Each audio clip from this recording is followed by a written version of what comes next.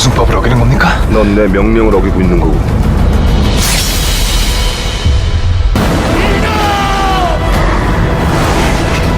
살려주시죠! 당신들은 해줄 수 있잖아요! မင်္ဂလာပါတငယ်ချင်းတို့ရေဒီနေ့မှာတော့ကျွန်တော်တို့တစ်ကဘာလုံးကိုမျက်ရည်ချောင်းစီးစေခဲ့သလိုတေးပြီးနောက်ပိုင်းဘဝကိုရင်သက်ရှူမော့ပဲဖန်တီးပြထားတဲ့ Along with the Gods the Two Walls ဆိုတဲ့ဇာတ်ကားကြီးကိုပြောပြပေးသွားမှာပါကျွန်တော်တို့တနေ့တေးသွားခဲ့ရင်ဘလို့တရားစီရင်မှုတွေခံရမလဲကိုပြုတ်ခဲ့တဲ့အကုသိုလ်တွေကငရဲပြီးမှာဘလို့ပုံစံနဲ့ပြန်လာနှိမ့်ဆက်မလဲဒီဇာတ်ကားဟာအဲ့ဒီမိခွန်းတွေကိုအရန်ကောင်းတဲ့ visual effects တွေနဲ့အခြေပေးသွားတာပါကဲဇလန်းလေးကိုစလိုက်ရအောင်ဗျာဇလန်းစမှာတော့မိတသမားကင်ဂျာဟွန်ဟာမီးလောင်နေတဲ့တိုက်ပေါ်ကနေခလေးမလေးတီလောက်ကိုကဲတင်းရင်ပြုတ်ကျပြီးတေဆုံးသွားခဲ့ပါတယ်။သူဟာဝိညာဉ်ဖြစ်သွားမှကိုယ်တိုင်တောင်မသိသေးခင်မှာပဲသူ့ကိုလာခေါ်မဲ့ငရဲတမန်နှစ်ယောက်ဖြစ်တဲ့ Hewan Mock နဲ့ Duck Chun တို့ရောက်လာပါတယ်။ထူးခြားတာကဂျာဟွန်ဟာဖြူစင်တဲ့ဝိညာဉ် Paragon အဖြစ်သတ်မှတ်ခံရတာပါ။ငရဲဘီရဲ့စီးမြင်အရာတေဆုံးသူဟာ49ရက်အတွင်းတရားခွင်9ခုကိုဖျက်ကျော်ရမှာဖြစ်ပြီးအောင်မြင်ရင်ပြန်လဲဝင်စားခွင့်ရမှာပါသူတို့ရဲ့ခေါင်းဆောင်ကန်ရင်ကတော့ဂျာဟုံးကိုရှေ့နေအဖြစ်ကာကွယ်ပေးမှာဖြစ်ပါတယ်ပထမဆုံးတရားခွင်တွေကတော့ပင်းရီမှုနဲ့မူသားတရားခွင်တွေပါ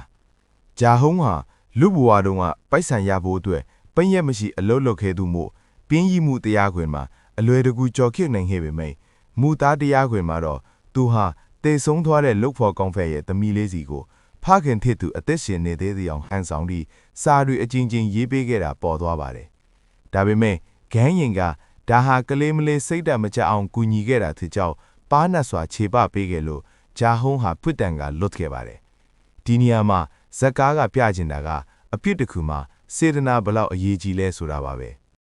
။ဒါပေမဲ့တရားခွင်တွေဖျက်ဆီးနေတော့မှငရဲပြည်တစ်ခုလုံးကမောက်ကမာတွေချစ်လာပါတယ်။အကြောင်းရင်းကတော့ဂျာဟုံးရဲ့မိသားစုဝင်တယောက်ဟာလူပြည်မှာမတရားတည်ဆုံးပြီးဝိညာဉ်ဆိုးချင်နေလို့ပါ။အဲ့ဒီဝိညာဉ်ကတော့ဂျာဟုံးရဲ့ညီလေးဆူဟုံးပါ။ဆူဟုံးဟာစစ်တပ်ထဲမှာတာဝန်ထမ်းဆောင်ရင်းတငယ်ချင်းထီသူရဲ့မတော်စတနက်ပြမိမှုကြောင့်ဒဏ်ရာရခဲ့ပေမဲ့အထက်လူကြီးကအမှုပိတ်ချင်တာကြောင့်ဆူဟုံးကိုအရှင်လက်လက်နေမြုပ်တတ်ခဲ့တာပါ။ဂန်းရင်ကလူပြည်ကိုဆင်းပြီးဆူဟုံးရဲ့ဝိညာဉ်ကိုလိုက်ဖမ်းရင်းဒီဖြစ်ရမှန်တွေကိုဖော်ထုတ်ခဲ့ပါတယ်။ဒီအချိန်မှာဂျာဟုံးရဲ့တရားခွင်တွေကလည်းပိုပြီးခက်ခဲလာပါတယ်။နောက်ဆုံးတရားခွင်ကတော့အကြီးမားဆုံးဖြစ်တဲ့မိဘအပေါ်ပင်မမှုပါ။ဒီနေရာမှာဂျာဟုံးရဲ့အယမ်းမောင်မိုက်တဲ့အတိတ်ကပေါ်လာပါတယ်။လွန်ခဲ့တဲ့15နှစ်ကသူတို့မိသားစုအယမ်းဆင်းရဲပြီးအမေဖြစ်သူကလည်းဖျားနာညီလေးကလည်းအာဟာရပြတ်နေတဲ့အချိန်မှာဂျာဟုံးဟာစိတ်ဓာတ်ကျပြီးအမေနဲ့ညီကိုတတ်သူပါတတ်တည်ဖို့ကြိုးစားခဲ့ဘူးတာပါအဲ့ဒီညကသူဟာအမေကိုခေါင်းအုံးနဲ့ဖိတတ်ဖို့ကြိုးစားခဲ့ပေမဲ့ညီဖြစ်သူကတားခဲ့လို့သူဟာအိမ်ကနေထွက်ပြေးသွားပြီး15နှစ်လုံးအိမ်ပြန်မလာပဲအလုတ်ကြိုးစားပြီးပတ်စံပဲပို့ပေးခဲ့တာပါငရဲမင်းကြီးရီယုံမရကဂျာဟုံးကိုငရဲချဖို့ဆုံးဖြတ်ခါနီးမှာပဲဂန်ရင်ကစူဟုံးရဲ့ဝိညာဉ်ကိုတုံးပြီးအမေရဲ့အိမ်မက်ထဲကိုဝင်စေခဲ့ပါတယ်အဲ့ဒီမှာတိလိုက်ရတာကအမေဖြစ်သူဟာအဲ့ဒီညကအကုန်လုံးကိုတိနေခဲ့တာပါ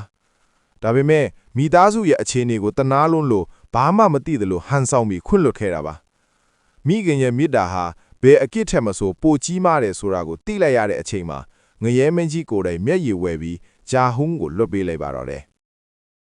ဂျာဟုံးဟာနောက်ဆုံးမှာတော့လေးပြတန်တန်နဲ့ပြန်လည်ဝင်စားခွင့်ရသွားခဲ့ပါတယ်ဒီစကားကကျွန်တော်တို့ကိုပေးခြင်းတဲ့သင်ခန်းစာကတော့လူလောကမှာရှိနေတော့မှတစ်ဖက်လူကခွင့်လွတ်နိုင်တဲ့အခွင့်အရေးရှိနေတော့မှအမြန်ဆုံးတောင်းပန်ပါဆိုတာပါပဲတည်သွားတဲ့အခါမှာနောင်တရရင်အယမ်းနောက်ကျသွားပါပြီတငယ်ချင်းတို့ရောဒီစကားကိုကြည့်ပြီးဘယ်လိုခံစားရလဲမိဘတွေကိုရောအခုပဲဖုံးဆက်ပြီးချစ်တယ်လို့ပြောလိုက်ပြီလား comment မှာဝင်ရောက်ဆွေးနွေးပေးခဲ့ကြပါဦး